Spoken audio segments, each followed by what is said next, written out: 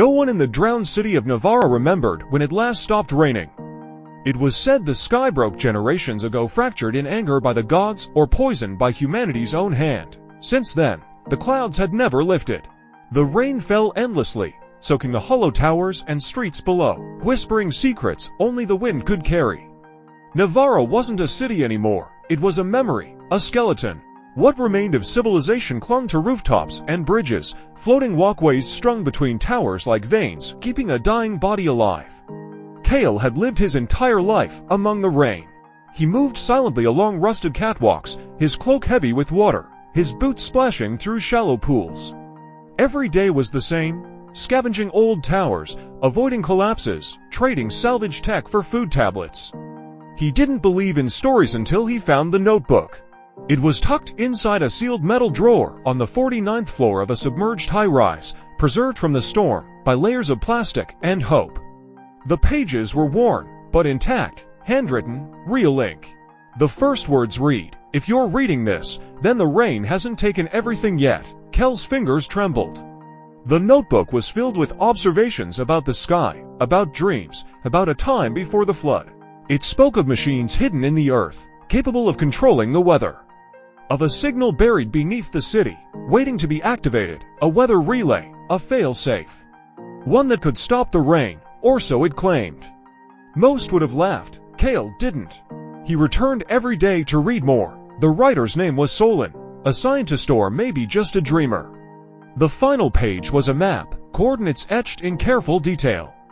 Beneath Tower 8, Sublevel 60, the signal chamber. Kale had heard of Tower 8. It was the deepest, the oldest. Half of it was underwater, and no one who ventured near ever returned. But something about Solon's voice, her words felt familiar. Like a forgotten melody, like a dream he couldn't quite shake. So he went. The journey was hell. Flooded stairwells, collapsing beams, creatures nesting in the dark. But Kale pressed on, until the silence changed. A low hum vibrated through the air. The walls grew warmer, a pulse. Then, he found it. A circular chamber, metal and stone, wrapped in vines and moss. In the center, a console, light still blinking, waiting. He approached, hand shaking, and placed Solon's notebook on the platform. The console read it like a key. Something clicked. A voice echoed through the chamber, soft, tired, familiar. "If you're hearing this, then it means I failed. Or maybe I waited too long, but this system still responds to memory. If someone remembers the sky, truly remembers it, then maybe it can return." Kel's breath caught. It was Solon, her voice alive in the machine. "We built this place to outlast the flood.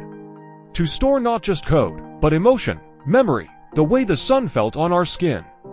The scent of dry earth, laughter on a warm afternoon. The sky itself, it's all here, but it needs a trigger. A soul brave enough to carry it." The console flared. Images bloomed in the air. Fields, sunlight, blue skies. Kale dropped to his knees. He didn't know how, but he remembered. He had seen the sky, not in this life, but in another. He was a child in someone's arms, Solon's. The memories came fast now, flashes of warmth, of sunlight, of a promise. "Never forget," the woman had said. "Even if it rains forever, don't let the sky fade from your heart." Tears mixed with the rain on his face. The console's hum deepened. It spoke once more. "To change the world, you must give it something it lost, a true memory, yours." A panel opened, revealing a chair, wires, and an interface designed to sync with the mind. Kale hesitated. Uploading his memory could destroy him. The system wasn't perfect. It would take everything he remembered, the joy, the pain, the hope, and turn it into light. Into signal, into sky. He looked up at the cracks in the ceiling, where faint beams of gray light filtered through. Was it enough? Kale smiled. "I remember," he whispered. Ben sat in the chair. The system came alive. Light surged, towers shook. Across Navarra, old screens flickered to life, displaying skies no one had ever seen. Children stared, mesmerized. Elders wept. A wind blew through the ruins that wasn't cold, for the first time in centuries. And then, the rain stopped. Not all at once, not everywhere, but in patches, in pulses. Like the city itself was learning to breathe again. The people called it a miracle. No one knew who Kale was. They never found his body, only the notebook, soaked but intact, beside an empty chair in a silent room. But weeks later, when the clouds parted above the city for the first time in over 100 years, a mural appeared on the side of Tower 8.